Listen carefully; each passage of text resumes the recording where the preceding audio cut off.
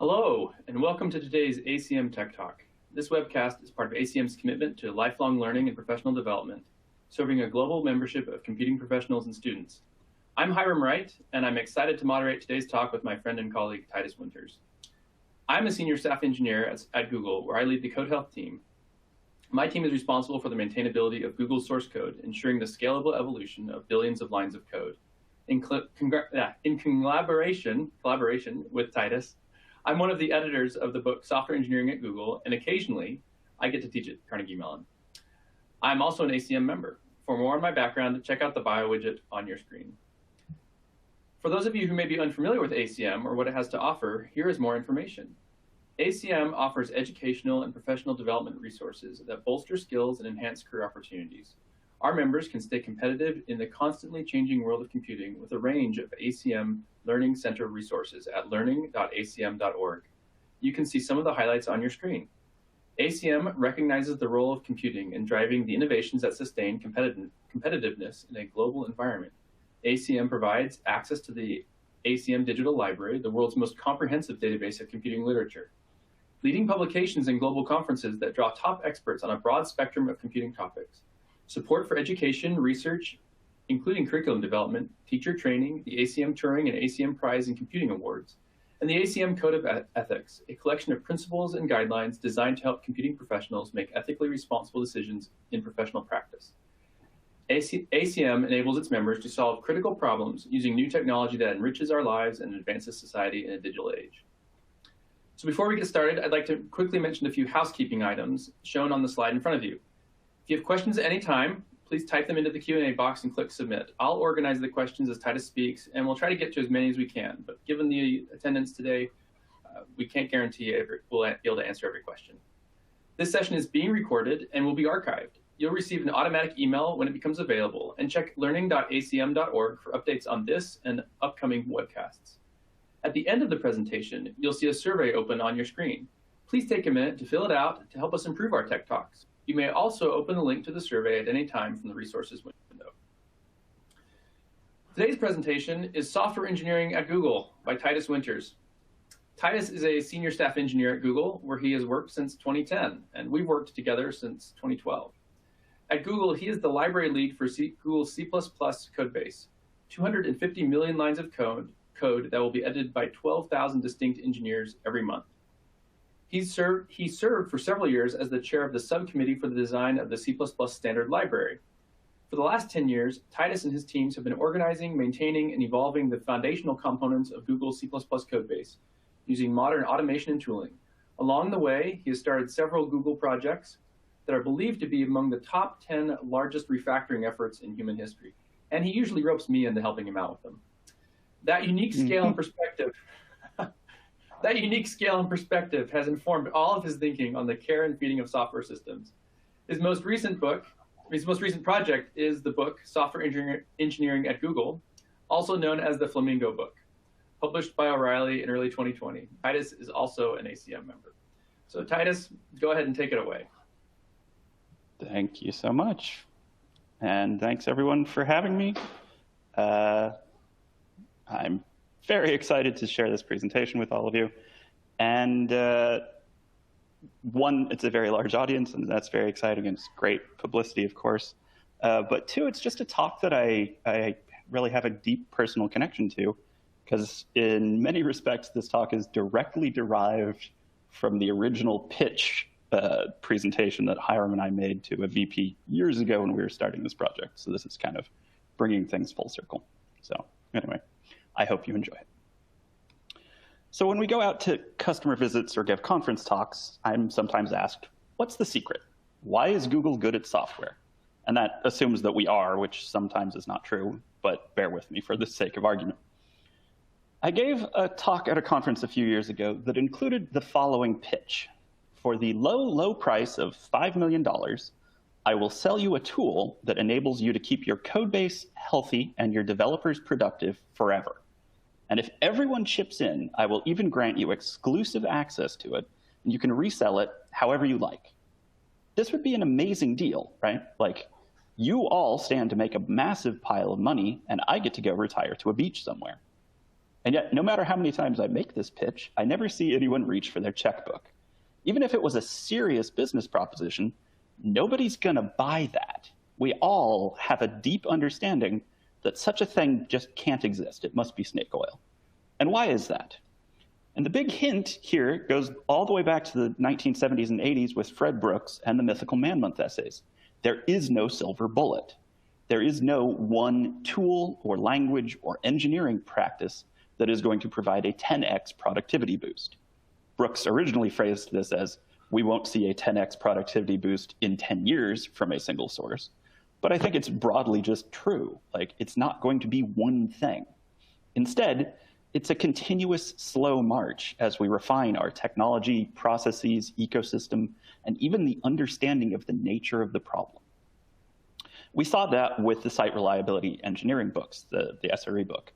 It isn't just one thing that takes you from the bad old days of spotty uptime, low reliability, early internet, and gives you Google-style reliability and performance. Instead, there are a host of changes that are necessary. You need to make changes in culture. You shift from who let the site go down to running blame-free postmortems and figuring out what set of technical affordances and triggers led to that outage. And then you resolve those rather than just fire whoever is unable to dodge. You need changes in technology. All right, the SREs will always tell you you need monitoring if you want reliable production services. And even in how you conceptualize the problem in terms of error budgets. And that one I think is particularly enlightening. Rather than saying that the goal is 100% uptime, which is difficult, expensive, causes everyone to be extraordinarily risk averse and usually can't be noticed by users who don't have 100% connection to the internet. Instead, we set a goal of 99.9 or 99.999% uptime. And then we use that budget of downtime as a resource to adjust our risk tolerance. If you've already spent the budget for the quarter, then you need to be very slow and careful with your releases. But if you haven't spent it yet, you can focus more aggressively on new features and experimentation. That change of a 10th or a 100th or a 1,000% in the goal changes the entire understanding and framing and management of the problem.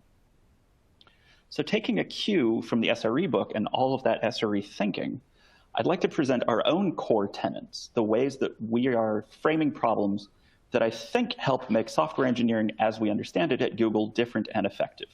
These are the main themes and theses of the Flamingo book: time and scale and trade-offs. These very heavily overlap with software engineering definitions and thinking that go all the way back to the earliest days of the term. Like Dave Parnas, or someone in that crowd, as the source of the quote seems disputed, said all the way back in the 1970s, software engineering is the multi-person construction of multi-version programs. And I think that this is a really prescient sort of definition. Multi-person means we are talking about teamwork. Multi-version means we're talking about time. And we're going to start today with talking about time. How does time affect our projects? The question that I'd love to ask is, what's the expected lifespan of this code? It's important to realize that there are roughly 6 orders of magnitude of reasonable answer to this question. That is, I can be hacking on something that I intend to throw away in 5 minutes after I've, written my Python script to process some logs, or it could be code that I expect to last for decades. And yet this question is rarely discussed. Very often, when a novice is learning to program, the lifespan of the resulting code is really practically measured in hours or days. Those programs, those code snippets, are generally not touched again after their initial production. In some colleges, you might have a project course or a hands-on thesis. For most students, that is going to be the only time that their code is likely to live for longer than a month or so. That short life expectancy for code doesn't necessarily change immediately upon entering the industry. A large amount of the software industry is focused on startups or app development, and both of those have a notoriously short expected lifespan. Startups are between 1 and 3 years, depending on which stats you look at. The turnover on apps in app stores seems to be about 2 or 3 years as well. Most of the effort at a startup focuses, by necessity, on keeping the business alive. The company may not live long enough to reap the benefits of an investment in long-term sustainability for your software. And then, of course, even at companies and organizations that are going to live, decades, there are still a lot of projects that are just thrown away after a couple of years once they get too old. But by counterexample, successful industry projects or even open source projects may have an effectively unbounded lifespan. We can't reasonably predict an endpoint for the Linux kernel or the Apache web server. In most Google projects, we also can't predict when we will no longer need to upgrade our dependencies, language versions, etc. We can't predict at this point whether there's going to be a security vulnerability that requires us to drop everything and rebuild, redeploy, make changes. These long-lived projects have a very different feel to them than programming assignments or startup development. Another way to look at it.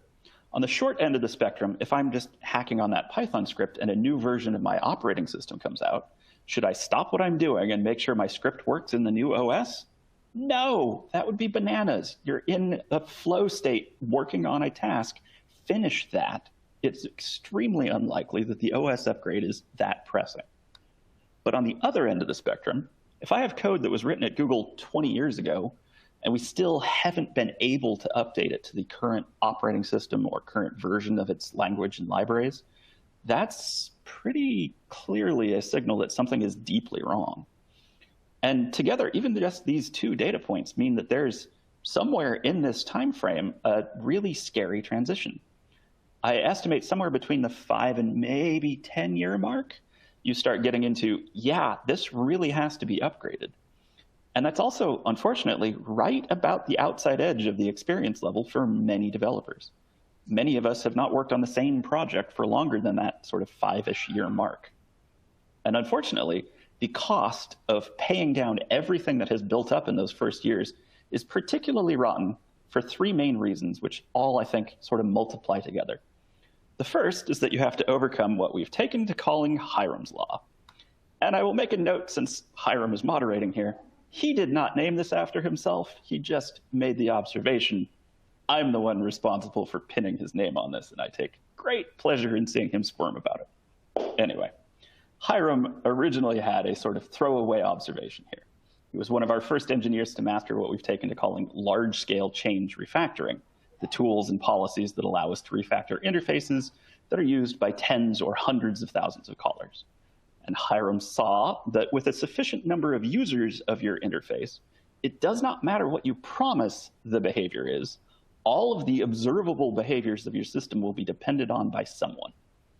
It turns out that when you see at scale the frequency that things just happen to work rather than being correct by contractual obligation and reasoning, it flips your justifications a little bit.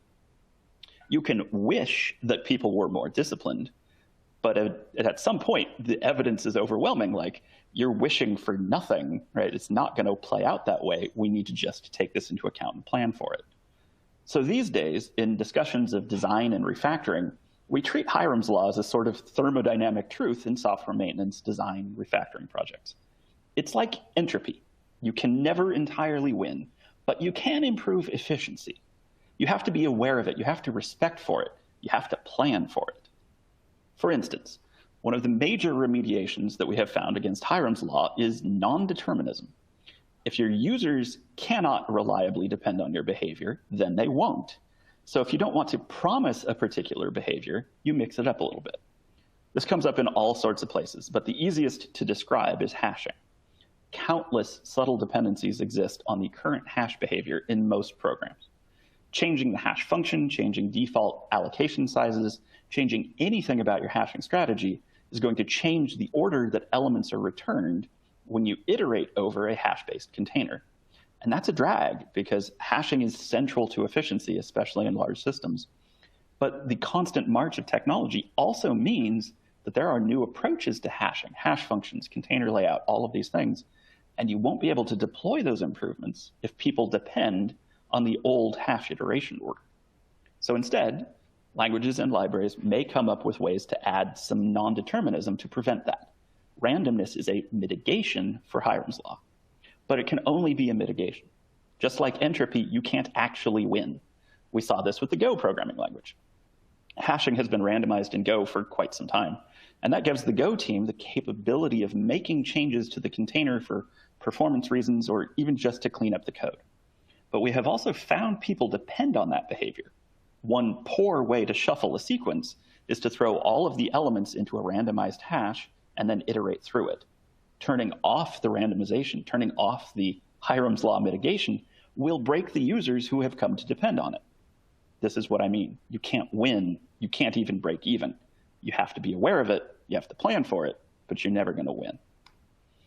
So the first major point in why are upgrades hard, and especially after the first upgrade after years of stability, is that you have to shake out all of these sort of hidden dependencies.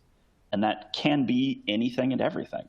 If you haven't changed anything in your dependencies, your project structure, et cetera, for 5 or more years, then at scale, you're going to find all sorts of nasty things lurking. But we do find that these build up slowly and consistently. If you sort of shake it up and keep shaking, it is very possible to keep all of this at bay. The second major difficulty is that you're treading new ground. By definition, you're doing a thing that hasn't been done to this project before. You won't have policy in place for how to decide what is safe. You won't have experience on the team to fall back on. You're setting new precedent. And that's always going to be hard, both technically and organizationally. And lastly, we tend to say, oh, hey, we're upgrading now. So let's go all the way to whatever's current. So a long deferred upgrade tends to be, we're going from version 1 to version 5, instead of the nice incremental going from version 5 to version 6. That's more change to absorb and inherently, therefore, also hard. I think each of these individually would make a task like an upgrade challenging, but they're not independent. They each make the others more difficult. And so the multiplicative difficulty here is very, very challenging. And thus, after actually doing an upgrade for your project once or giving up partway through, it's very reasonable to overestimate the cost of doing the next one, and you decide never again, and you commit to always just throwing things out and rewriting. This may ring true to many in the audience, I think. Getting through not only that first process, but getting to the point where you can reliably stay current going forward is a big part of what we call sustainability. For the expected lifespan of your code, you have to be able to change all of the things that you ought to change, and safely. And for particularly long-lived projects, making that transition to sustainability can be awfully challenging. But this phrasing is interesting, specifically because if the expected lifespan of your code is very short, you're sustainable from jump, right? If I know that I'm going to throw this away in 10 minutes or a day, there's very little around me that I'm going to have to react to change. I don't need to deal with an OS upgrade. I don't need to deal with a language change. I don't need to deal with security vulnerability when I'm just going to throw it away at the end of the day. Whereas it's an entirely different reasoning. It's an entirely different problem domain when we're working with 5 and 10 and 20-year code. So when someone like Google says, this is how we do things and why, I completely understand that a chunk of this sounds like utter nonsense. Why do we have all of these extra steps and safeties? It's never going to be necessary. It's never going to pay off. But what I'm saying is, when you're on a long-lived and sustainable software ecosystem, you're playing a different game with different best practices than you would be in a more short-lived programming project. I think that a lot of these practices, like testing, code review, and those sorts of things, actually do pay off in the short term and will serve you if you grow, but I'm only actually going to fight you on it if you're working on long-lived code. Software engineering, thus, is not just programming. It's the art of making your programs, making your code, making your project, your code base, resilient to change over time. In the same way that SRE is pushing people to realize that error budgets are a better definition of the problem, software engineering is about realizing that the production of software is not the goal. Solving problems and keeping those solutions working for as long as is necessary is the goal. You happen to do that by writing some code, but that's just the means to an end. It's not the goal itself. This is the first pillar in our understanding of software engineering, right? Be mindful of time. There are hard problems in programming, to be sure, but they're largely challenges in execution, right? Writing bug-free code, understanding the problem that you're solving. It isn't until you add time to the mix that you start running into all of the problems that are really nasty. Version skew, merge conflicts, race conditions, schema evolution, backward compatibility. So much of the really subtle stuff that we fight with has one underpinning commonality: time. Time is the hard part. Time is the extra dimensionality that takes our nice, understandable programming problems and makes them something truly nasty. Therefore, I say software engineering is programming integrated over time. If you get to the point you can successfully make things last, then the next thing that you need to probably worry about is growth. When change over time leads you to growth, your team is expanding, your company is expanding, your project is growing, where do you start to fail? Are the things that must be done repeatedly scalable? So, for instance, if your project doubles in scope and you have to perform an expensive task, like an upgrade, a second time, is it going to be twice as labor intensive because you have twice as much code? Is it 4 times because you have a communication scaling problem in there?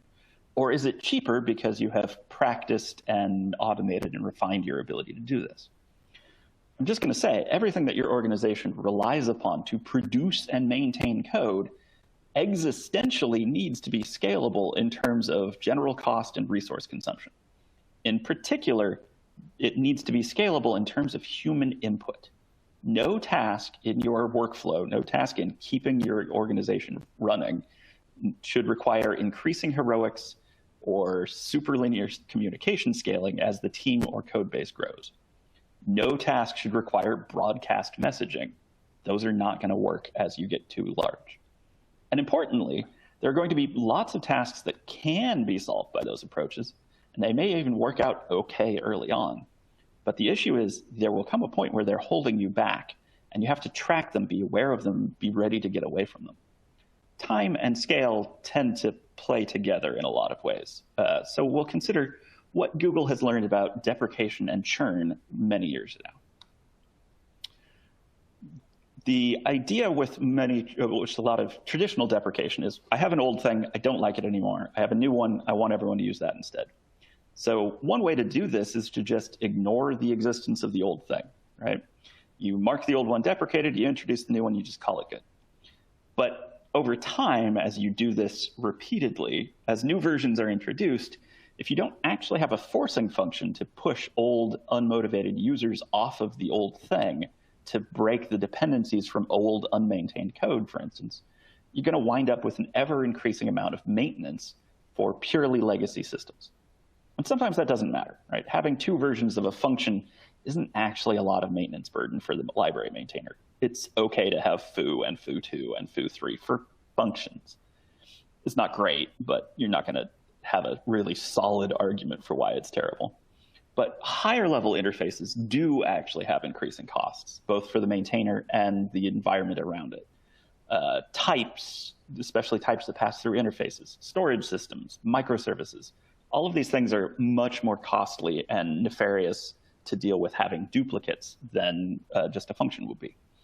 Yes, it may cost you something up front to push developers off of those old systems, off of those old interfaces, but that one-time cost might be less than ongoing legacy maintenance, especially when ongoing might mean indefinite.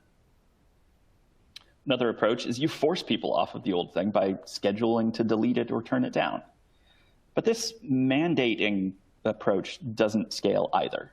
Imagine as your code base expands, right, as you have a graph of dependencies among all of your projects, the leaf projects have an ever-growing set of dependencies below them. You can look at any graph growth algorithms and studies, those sorts of things.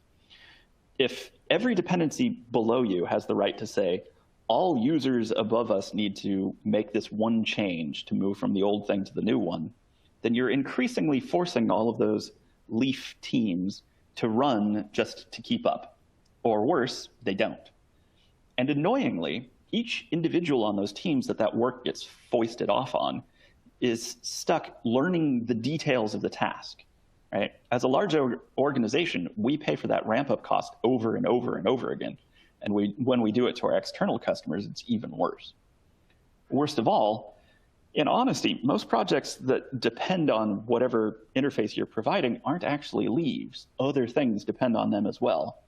And that means that the threat itself is sort of disproportionate, especially in a continuous development or trunk-based or mono-repo sort of world. You aren't just breaking the build of the project that didn't obey your threat. you're breaking everyone downstream of them. Imagine my real world, a little hyperbolic analogy. Timmy, if you don't put away the dishes, I'm going to blow up the city. This might get the dishes put away, but if it doesn't, then either your threat was false or you're primarily harming bystanders that had nothing to do with the great dish debacle. Policies about maintenance or upgrades, or really anything, that are pinned on threatening to harm bystanders are probably not the right design for your policies. You could also resort to heroics, just have one person fix everything all in one go. Heroics don't scale either. This particularly doesn't work if you don't actually have perfect visibility into all of your users. If you don't have a mono repo or the logical equivalent, then this sort of thing is out of the question. Instead, at Google, we hold to the churn rule. The majority of the cost of any change must be paid by the team that is making the change. There needs to be a published and reviewed sort of transition plan. This is going to highly constrain designs for the new thing because you have to have enough semantic overlap that you can find a path from where you are to where you want to be. But it does put all of your incentive structures into much more scalable places. And buried in this is a very important point, which is, practically speaking, policies like this scale better specifically because knowledge and expertise within a team, within an organization, have very good payoff, often with sort of superlinear effects. That is, when you make the team that triggers the change into specialists that understand how to execute the change, it's a much, much cheaper outcome in a world, at least where all of your users are visible to you. You're only going to pay the ramp-up cost of learning the nature of the problem a couple times, and then expertise and automation can make things much quicker and cheaper overall. In a successful organization, everything that must be done repeatedly must consume sublinear resources, especially sublinear human effort and communication. This also applies to codebase size or build and test resources. The growth rates on all of these types of problems tends to be slow but steady. Monitoring your build times, your resource consumption is a good idea to help prevent boiled frog sorts of problems. Monitoring your human processes for things that are becoming all-consuming for some poor heroic soul is even more important. Superlinear scaling for any cost is a serious problem for your organization. No surprise there. But on the flip side, those same properties of scale that make those costs dangerous make the hunt for scale-based efficiency extra potent. In a well-functioning organization, lots of tasks, especially those that probably don't become necessary until you've been around for a while, can be carved off for experts. Compiler upgrades, OS and kernel updates, API migrations. The impact of those experts tends to be superlinear because of accrued expertise, automation, familiarity. You can just manage more things when you specialize. When it comes down to it, you have to be aware of scale. Don't fear it, respect it. It's a sign of success after all. For another glimpse into how does this scale, consider tactically version control policies and merging. It isn't rare to encounter shops that have very strict policies about who gets to merge into trunk and when. And it's not even hard to understand why. A team could be off developing on a branch for a month, they finish, they merge, and then you find that the release is unstable. Tests are no longer passing. We've all seen this before, right? Big merges can be costly. And when you identify a thing that has two options, you have, or that is risky or costly, those sorts of things, you have two options to handle it. You control the cost, you lock it down, or you just make it cheap, right? Practice, reduce the cost, make it common. Depending on the situation, either of those could be good, but for version control in particular, the control the cost, make this happen rarely path is just bad, and the research shows this. The trunk-based development leads to better outcomes research coming out of groups like the DORA State of DevOps reports, the book Accelerate, all of these things, says a ton on this topic. And I think that this is a perfect microcosm of what I mean when I say, watch out for scaling problems. Companies that I was involved with before Google absolutely relied on this sort of merge strategy meeting with different teams and different contractors working on long-lived dev branches and deciding who gets to merge when. At one point, we even had to hire a second content management engineer to handle the load for doing merge and retest, because when we got to 200 engineers on the project, the guy that was in charge of the merge before couldn't keep up. Adding a second engineer didn't double the throughput on the number of merges we could do, because those two people had communication and coordination overhead, just as would be predicted in every engineering text for the last 50 years. By comparison, Google has a couple hundred times that many full-time engineers working on one code base. Nobody is responsible for the merge. It all just works. And it isn't that our engineers are that much better, it's that we spotted that the policy of long-lived dev branches and coordinating how we merge wouldn't scale. So we found something that required fewer decisions, less communication, less coordination. Another example of time and scale playing together is shifting left. In the past decade or so, this idea has emerged that has become a really common piece of vocabulary in software engineering or DevOps methodology. Shifting left makes things cheaper. The earlier in the software workflow that you can catch a bug, the cheaper it is. And I actually see this as a direct result of thinking about systems in terms of time and scale. Originally, this was phrased as shift left on security, right? If you remember in the late 90s and early 2000s, as an industry, it was very common to see, and I guess we'll think about security tacked on to the very end of the software process. And as it turns out, that's very expensive. Software that has already been released is constrained. It's hard to change. It's depended upon. There are Hirams Law problems. Security bugs in the wild have legitimate real-world consequences, potentially up to the loss of human life. Catching those same bugs before that software is released into the wild is much cheaper. Users aren't depending on the feature. You don't have the same legal liabilities. We can fix it and try again, paying for testing and maybe canary release costs. But that's still much cheaper than a full release process or catching the bug in production. It would be cheaper still if we caught it in code review. At that point, the developer responsible knows what they were trying to do. They already have the details fresh in their head. Languages like Rust are prioritizing making it hard to even express the riskier concepts, pushing the focus on security all the way back into the development step. The same basic principle of shifting left applies to bugs of all forms, not just security. If a bug shows up in Canary, well, that's better than it making it to release. But now we have to look through all of the changes that happened since the last release to see what actually broke it. If we catch it pre-submit, you know exactly what broke. If you catch it during development, it may not even register as a hurdle during the developer's work. We add steps to the workflow, usually in order to catch defects earlier and cheaper. But you have to be aware and admit to yourself that the purpose of those steps is not 100% defect reduction. That's impossible. Bugs will always slip through. The only high-fidelity indication of being defect-free, or at least defect-neutral, is to release it to your users, run it in production. And the costs and risks of doing that are extremely high. So you add all of these proxies trying to balance between cost and fidelity properly for each possible class of defects. As I said, I think that this ties to time and scale both. It's a time issue. Imagine building two houses. One construction company has alarms in place that detect if something was done in an unsafe fashion and sounds the alarm instantly. The other company has detection that is just as good, but the alarms only go off on move-in day. Which house would you buy? Heck, which house would you rather build? But it's also a scale issue. If we handle time perfectly by moving to push-on-green continuous deployment, and you can submit a change and almost instantly see it in production if the tests pass, it's still cheaper to find bugs earlier in the process because you don't have to worry about, was this caused by me or someone else, or the interaction of our two changes, or something unrelated in just how our software is scheduled and deployed. Scale here is the second important pillar when considering tools and policies and practices in software engineering, or really anything, but it is particularly acute here. Considering the idea of time, how things are going to change, and scale, how your team and your organization, your workflow are going to work as you grow, all that's left is make good choices, make evidence-based decisions.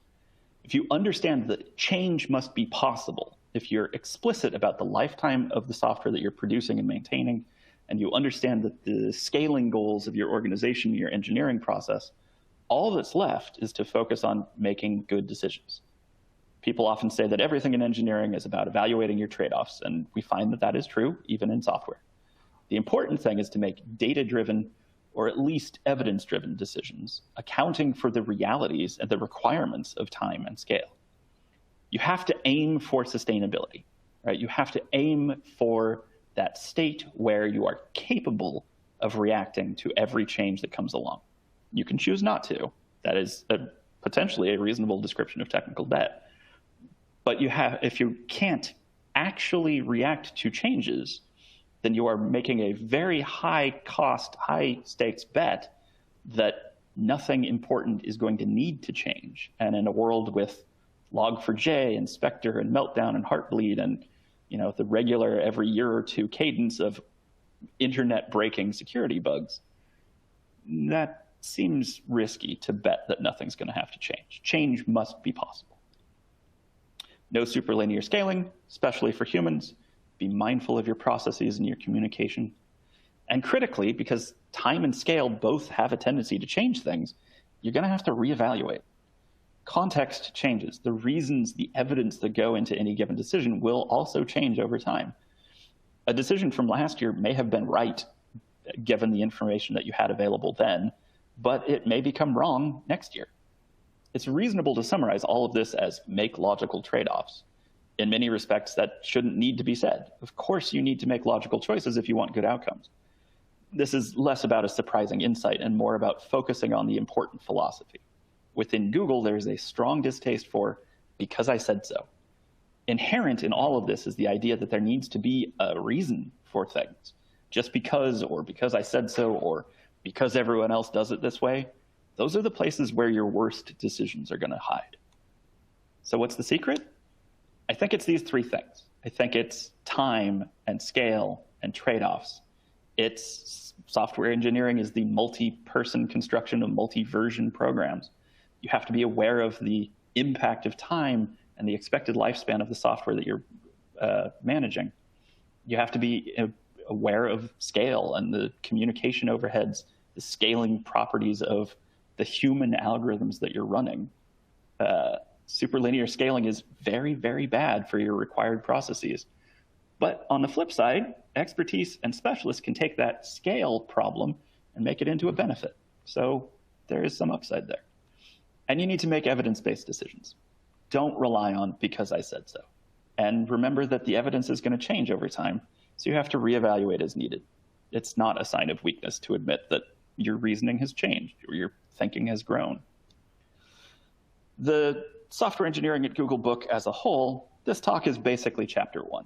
The lay out these pillars, and then throughout the rest of the book, in every chapter, we tried our best to tie back to these ideas of time and scale and what things we're actually trading off. We start the book with an extensive section on culture, like how to be a good team member, how to design inclusively, how to lead an organization, how to grow your organization.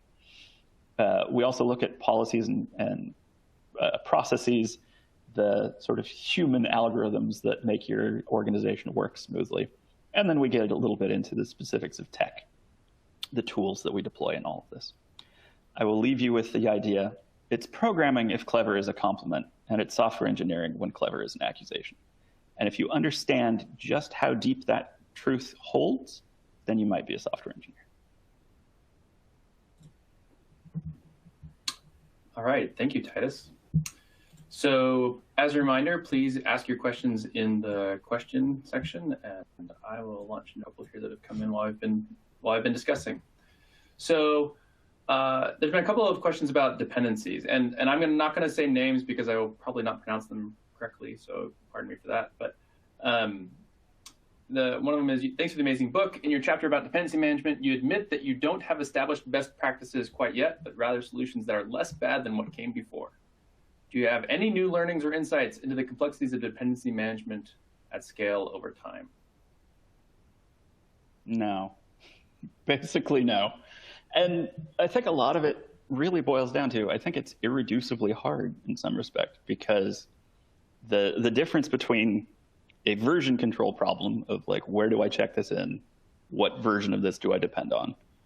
A dependency management problem is, at least in the definitions that we used in the book, when you're dealing with dependency management, someone outside of your team, someone outside of your organization is producing that other thing, right? They may not have the same priorities that you do. They may not have the same goals in terms of efficiency or stability that you do. And the more that you build your software out of pieces that are controlled by people with different priorities, the harder it's going to be to make sense of that. I think that's inherently the problem. And this is actually another point where this distinction between it's a programming problem or a software engineering problem really shines through. If it's a programming problem, grab every decent quality, like not security hijacked dependency you can find, because that infrastructure is going to like let you express your problem, solve your problem much more efficiently than writing it all yourself. But when you get into, hey, I have to manage this for a longer and longer period of time, you have no idea if the maintainers of those other dependencies, be they open source or paid, are going to be interested in 5 years or 10 years. You have no idea if they're going to stay up on security bugs. You just have no idea what their priorities are going to be. And that is a realization and a set piece of complexity we just don't have a good answer to, because I fundamentally don't think it's a technical problem at its root. It's a matter of conflicting priorities and trying to balance those things. It's hard. It's always going to be hard. Yeah, there's a lot of human factors in this stuff. I tell people within Google that like if it was not a human factor problem, we would write a computer program and it would do it. Ergo, all the rest of the problems are human factors problems because we haven't programmed the computer to solve the problem yet. Yes, exactly. Yeah. So there's been a couple of questions about tooling, and at Google we have lots of specialized tools for a lot of these things. How do companies that are smaller use some of these principles and use some of these tools, even if they don't have access to the specialized tooling that Google may have, and that kind of thing?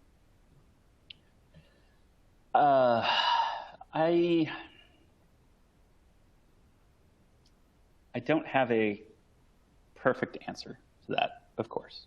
But I think weirdly, and I'm going to take a kind of strange swing at it, I think the most important thing to get right from jump is have a good build system.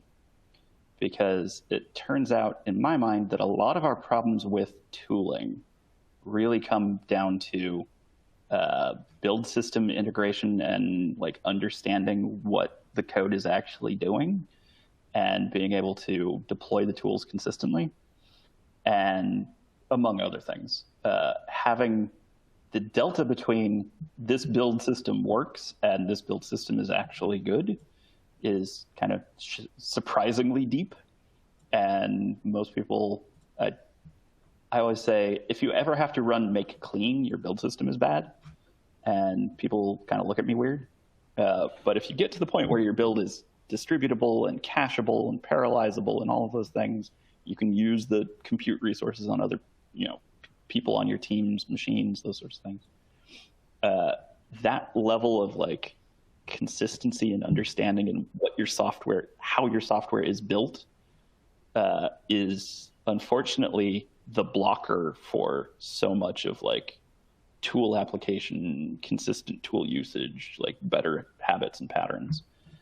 And again, that's also challenging because a lot of our external dependencies are on build systems that sort of happen to work, not build systems that are inherently well designed.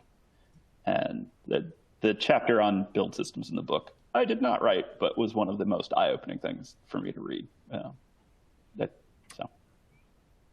it was, and it that highlighted the constraints. Like having well-defined constraints in a system actually is really, really useful from an engineering perspective. That was actually an emergent property of the book as chapters came in. We didn't write all the chapters. We had people contribute them. And as they came in, a number of them touched on, if you have well-defined constraints, that actually makes your engineering process easier rather than harder. I mean, all the engineers like to turn all the buttons and press all the knobs or press all the buttons and turn all the knobs and do everything. But like constraining what they can do actually makes your system much more scalable. Yeah, and it's one of the really difficult tensions, right?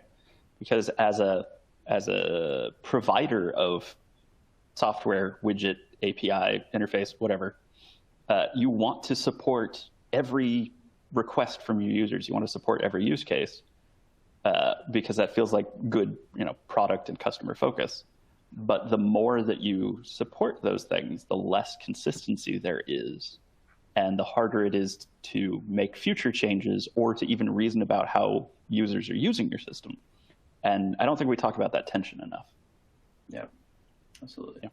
Yeah. There have been a couple of questions come in about time in the context of the evolution of software systems. So often when we build a system, we don't expect it to last as long as it may end up lasting. And so, answering this question, how long is it going to last ahead of time, isn't always the right answer, isn't always a true answer as time progresses. And so I wonder what thoughts you have, how to address that in kind of the software process, or what happens when software ends up lasting years when you only intended it for days, kind of thing. Right. So I'm increasingly kind of coming around to maybe a three-tiered model of there's the stuff that is really just quick, throw away, whatever. Like I hack it together in, 5 minutes, an hour, something like that.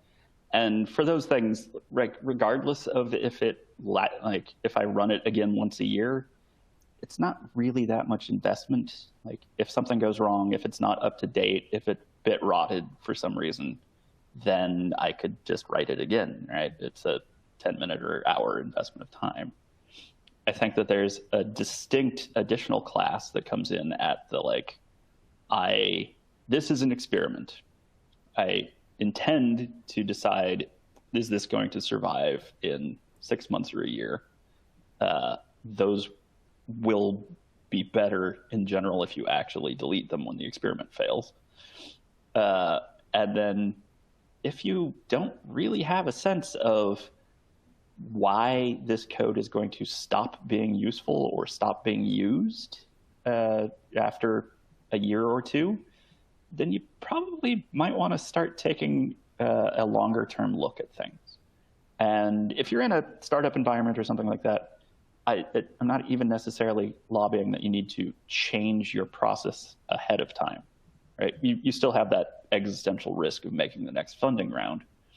But start keeping a list of the things that this is kind of a hack, or these haven't been updated, or this policy isn't going to actually work, so that the next time that you land that funding round, you can start making plans. Because the misery of it is a lot of these sorts of, oh hey, I need to upgrade, oh hey, I need to be able to fix these problems, they very regularly turn out to be important but not urgent. And I think a lot of what we're actually fighting as software engineers is how do we convince ourselves, trick ourselves, keep awareness of the important but not urgent set of tasks, and carve out time and energy to pay down some of those things. There's a specific question here that I want to read, but I think it highlights a broader area. So I'll just read the question and then kind of expand it a little bit. It says, hardware is cheap is something that is used a lot to justify designs that seem to be poorly designed. Do you think the overheads on managing, distributed, and hardware scaling is underappreciated when doing design, or just throwing more hardware at the problem may be the best first instinct? And I think that question highlights a more broad set of things around technical debt and making trade-offs in designing systems, and how do we use how do we best use technical debt, or is technical debt always wrong, or how does that play into the engineering design process? Okay, so I will talk about the resources thing. I will riff a little bit on technical debt, and then I'm going to actually kick that back to you because it's your day job. But the resources thing, one of the resources that we have internally that I absolutely love is we have sort of a consensus trade-off on, in the abstract, what is 1 hour of engineer effort worth in terms of CPU usage or memory or network bandwidth or disk storage or any of the compute sort of resources. And having, even if that's not a perfectly accurate sort of set of trade-offs, because price fluctuation and some engineers are paid more than others, all of those things, but like having a baseline consensus for this is how you do the math to decide whether or not these particular trade-offs are worth it is a really important counterpoint to, well, hardware is cheap, right?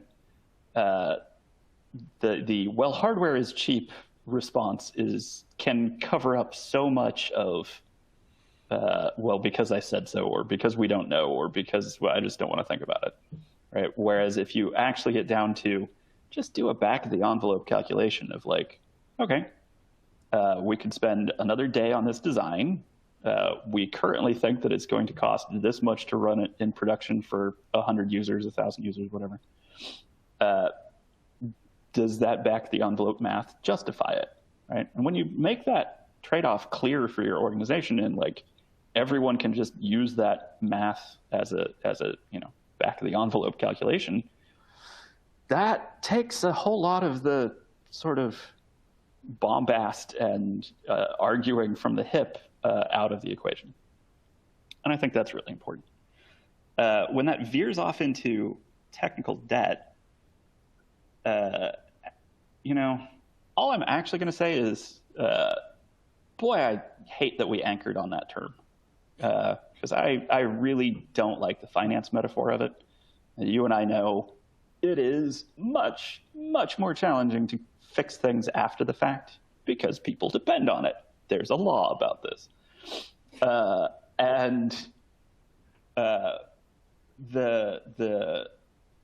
Because there is such a disconnect between the cost of it never happened in the first place versus the cost of cleaning it up afterwards, I am much more of a fan of like a pollution or just making a mess metaphor instead of a finance one. Because in the finance metaphor, the badness of one unit of debt is one unit, and it costs 1 unit of effort of goodness to pay that off. And those costs are not actually symmetric in practice when you're talking about larger technical debts. But I think that there was something you were trying to get at other than maybe. Not really. I didn't have any. There was no ulterior motive in asking that question. I don't believe you. I will agree. I will agree that people often underestimate vastly the amount of effort it takes to clean something up, because the thing exists and you have users and customers, and being able to, you have to, as long as you don't want to alienate your entire customer base, it is really, really difficult to keep a thing running and clean it up at the same time, like clean out the internals at the same time. Kind of related to that, there is a Hirams Law question. So I want to have this one, and then we'll probably have time for one more after this. And the Hirams Law question is about, if an API consumer depends on the observable behavior not dependent on this, not specified in the documentation, isn't the onus on the consumer to make changes to their client code when the behavior changes? And relatedly, like if a team, makes a change that triggers a lot of work, how can they do that work if it's in code bases or other environments that they're unfamiliar with? Right. So this sort of philosophically is not actually a question about refactoring. It's a question about visibility, monorepos, version control versus dependency management. Right. My absolute guidance is prefer version control problems over dependency management ones. Right. If you can have all of your code visible and coordinated, if you have one build, one CI system that can tell you, yes, the build is currently working, that is vastly preferable. The other common pattern that we see is every team, every project has a completely separate repo, and you can't see any of your users. And a lot of this boils down to our, people talk about backwards compatibility being a property of a change, and that's nonsense, right? Like, I am not a compatible husband. I am compatible with my wife, right? Compatibility is a property of a relationship, not of an entity. right? And so like at most you can say, I made changes to this in a fashion that I believe to be backwards compatible under the set of uses that I intend to support. But because of Hirams Law, you can say that as much as you want, and it's not going to actually matter all that much, because if you have enough users, someone was depending on the thing that you decided to change. And so when you look at the cost of all of this, yes, it is cheaper for me to make a change blindly without seeing its impact on my users, the broader ecosystem, the whole organization. But it is cheaper for the organization if I don't make that change until everything around it is compatible with that change. And yeah, that's more work. It's harder for sure. But the way that you tackle it is specifically by having visibility into as much of your users' code as you can. Like, so within the bounds of one company, have one clear shared understanding of what's checked in, like what's depending on what and at what versions. It doesn't have to be monorepo, but it needs to be kind of close to it. And then two, it's really just a question of, do you want one person or one team to do all of the necessary work while they are automating, finding common patterns, and learning the details? Or do you want the same amount of work to be done by hundreds of people, all of who don't know what they're doing, right? Within the bounds of one organization, that math is not hard, right? That is obvious, right? It gets more subtle, of course, when you're talking about things that are crossing repository or organizational boundaries, right? But that is fundamentally okay, now we're back to dependency management, right? I don't have visibility into your code. I don't control what you think is an acceptable usage. I don't control what you think is the set of platforms that we need to support, right? Like, I think it all boils down to that. So one final question, and I know on a topic that's close to you right now in the work that you're doing. We've had a number of students ask questions about how to get more, how they can learn more about software engineering. And aside from plugging the book, and a couple of professors have talked, or people at universities that have asked about, software engineering specialized degrees and other kinds of things. What do you have you want to take just a minute or 90 seconds or so and talk about engineering education and what people can do and advice in that sense, in that area? So very quick, we have made the English version of the book freely available. It's available online in PDF. You can search for it. It's hosted on abseil.io. A lot of my projects go there. So that might be part of it. I'm sitting on the current ACM IEEE AAAI committee to revise the computing curriculum guidelines. So guidelines for CS majors. And specifically, I have a lot of authority over the software engineering requirements. So the educational material will probably change a bit in the next few years. So I'm looking forward to that. But broadly, it's inherently a hard problem to get this into school, particularly. Because if the dominant factors of the distinction between software engineering and programming are time and other people, especially other people with varying degrees of experience and expertise and tenure, age, all of these things, it's really hard to synthesize that in an undergraduate environment in particular. Like, it's hard to make problems that are dominated by the time nature, or hard to make assignments that are dominated by teamwork. And so my hope is that a lot of software engineering, like education, especially for undergrads, focuses a little bit more on like the theories and the research and the ways of thinking about the problem that we're coming to. Because this is all, the whole discipline's 50 years old. Right? We're still learning this. But I'm hopeful that we're going to shift it a little bit to have some project experience, have some lectures about, the difference between version control strategies and why you use version control, why you have tests, those sorts of things. And in practice, unfortunately, I think a lot of it is going to be on the job. I don't think there's a way around it. Well, hopefully we can help folks get a little bit easier into the job sphere. So thanks a lot, Titus. We're out of time for the day, so I'd like to thank you again for your talk and the Q&A. A special thanks to all those that have participated, and thank you for attending this Tech Talk, this ACM Tech Talk. This talk was recorded, and it will be available online in a few days at learning.acm.org. You can find announcements on upcoming talks and other ACM activities at learning.acm.org and acm.org.